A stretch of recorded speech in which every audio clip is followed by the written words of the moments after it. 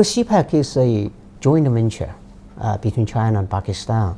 I think that the two governments from China and Pakistan has been always pay close attention and focusing efforts to implement the relevant projects. Because of some reasons, some of the implementation of the projects has been affected to some extent. Number one is that you see the pandemic.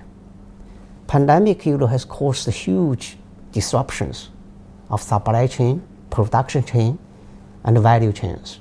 The previous government under the leadership of Imran Khan, diverted and focused a lot of energy and efforts to further promote CPEC. I think that is a misinformation.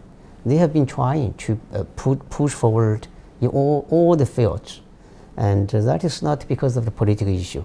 This is just a public, international health emergency, and that is the first issue because of pandemic. And the second issue is security. Security, sometimes the safety and security is the utmost concern by the investors. Okay, it's also difficult for the project management to go on their daily work. Okay, that also got some of the project has been had been negatively impacted. Okay, and thirdly, I think that sometimes because of your policy changes and the continuity, there was some adjustment of the policies. So that is also causing some concerns by the Chinese side.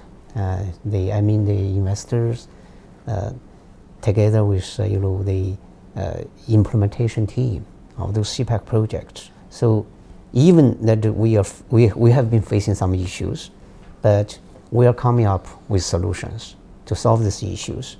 So we always give priority for these projects to solve these issues. But now you see under hard working and dedication by the Chinese and Pakistani team, and right now, all these projects are moving very fast, very quickly, and but we are very grateful of the efforts by your federal and provincial governments. They came up with a very good plan to improve the security situations, and especially protect CPEC projects. And I think that now we have all this mechanism in place, and generally speaking, the security and the safety situation in Karachi are improving, much improved, and we are satisfied with the efforts by the federal and local governments